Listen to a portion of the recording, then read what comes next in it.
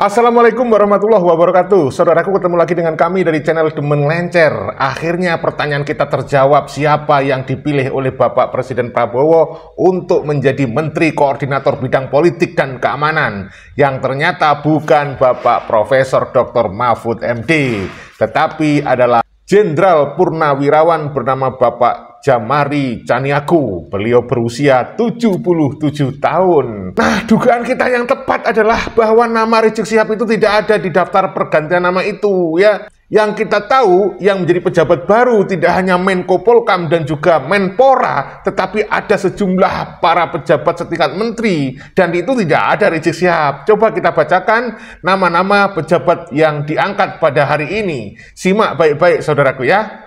Nah, saudaraku yang dirahmati Allah, karena ini membaca data, saya harus pakai kacamata, ya. Coba kita pakai kacamata dulu, ya. Saudaraku yang dirahmati Allah, berdasarkan Kepres nomor 97P tahun 2025, Presiden Prabowo Subianto mengangkat sejumlah pejabat baru. Di antaranya yang pertama, Angga Raka Prabowo sebagai Kepala Badan Komunikasi Pemerintah. Yang kedua ada Muhammad Kodari sebagai Kepala Staf Kepresidenan. Yang ketiga ada Ahmad Doviri sebagai Penasihat Khusus Presiden Bidang Keamanan, Ketertiban Masyarakat dan Reformasi Kepolisian. Yang keempat ada Nani Sudaryati Deyang sebagai Wakil Kepala Badan Komunikasi Pemerintah. Yang kelima ada Sony Sanjaya sebagai Wakil Kepala Badan Komunikasi Pemerintah. Dan berdasarkan Kepres nomor 152/TPA tahun 2025, Presiden juga menunjuk Sarah Sadiga sebagai Kepala Lembaga Kebijakan Pengadaan Barang atau Jasa Pemerintah atau LKPP. Dalam surat keputusan tersebut ditegaskan para pejabat yang baru dilantik berhak atas hak keuangan serta fasilitas lain sesuai dengan ketentuan perundang-undangan. Nah, saudaraku, sebelum kita lanjut, sebagaimana biasanya, tolong dibantu dengan cara menekan subscribe, like, dan tanda lonceng untuk kebertahanan channel Demen Lencer ini. Channel ini adalah pengganti dari channel Tanda Kejadian yang sudah dihapus karena klaim hak cipta dari Deddy Mulyadi. Saudaraku yang dirahmati Allah, terima kasih atas bantuan Anda. Mari kita simak berita selanjutnya terkait dengan para pejabat baru menarik untuk kita simak berikut ini. Pak Erick Thohir sebagai Menpora. Aduh, jadi mundur dong dari Ketua PSSI Pak Erick Thohir, ya. Breaking, Presiden Prabowo Subianto kembali melakukan merombakan kabinet dalam reshuffle jilid 2 ini. Pak Erick Thohir dilantik sebagai Menteri Pemuda dan Olahraga, Menpora. Enakan jadi menteri ya Pak Erick Thohir, ya. Pak Erick Thohir ya sebagai Menpora, nanti sebagai Ketua Umum PSSI siapa nih kira-kira, guys?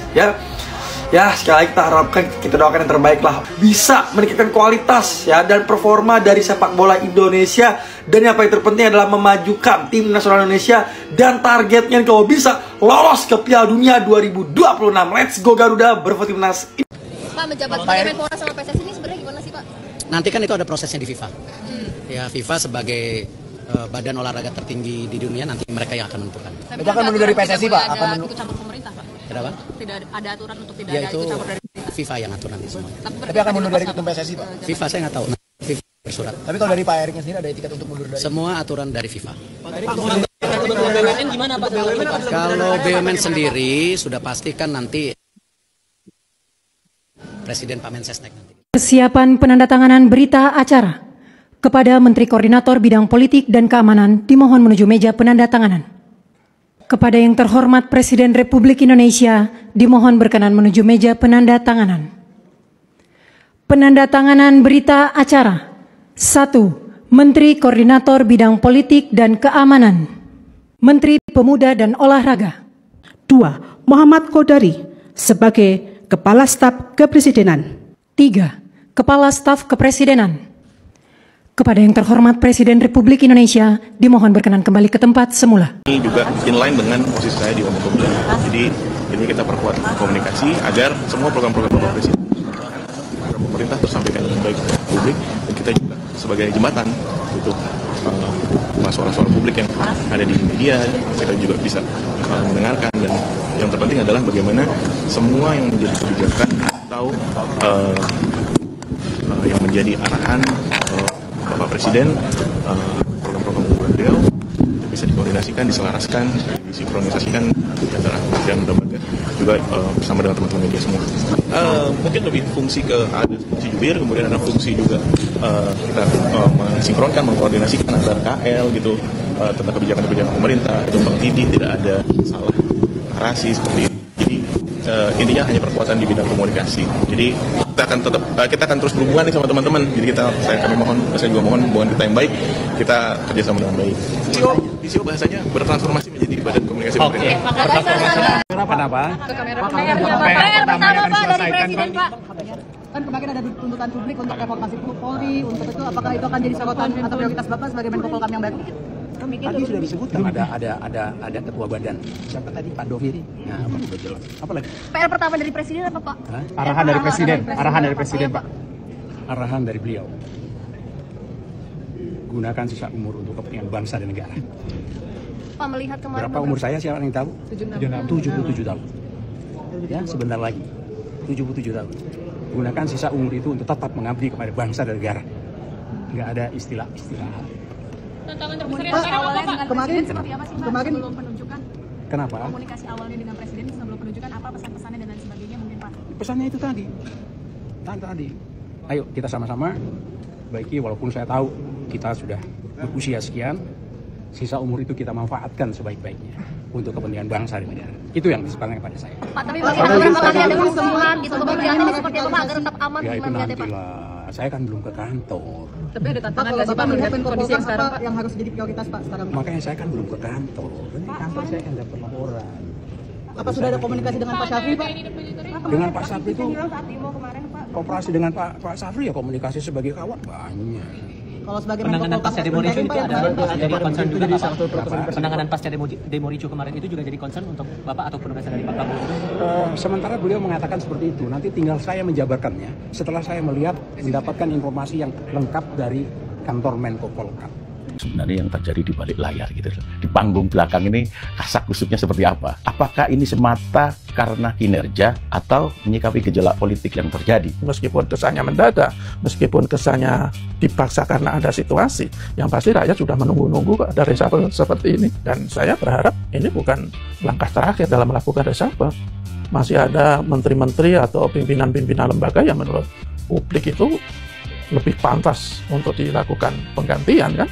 Apapun yang dilakukan oleh Pak Prabowo, termasuk reshuffle, kepentingan rakyatlah yang menjadi prioritas, bukan kepentingan sebagian elit. Nama Pak Jamari, Iya. Pak Prof kenal nggak? Jamari Caniago ini sosoknya seperti apa sih Prof? Pak Jamari saya kenal dulu Pangkostrat pada tahun 1999 kalau nggak salah, tapi sudah lama tidak bertemu dengan beliau. Tapi kalau dia jadi Menko Polhukam bagaimana pandangannya? Ya kalau beliau jadi ya bagus ya, orang yang punya integritas cukup tinggi ya. Dulu Pangdam Jawa Barat ya, Pangdam Siliwangi sebelum menjadi Pangkostrat, tapi setelah itu saya tidak mengikuti lagi ya karirnya beliau dan lama tidak kedengaran, sekarang muncul lagi namanya.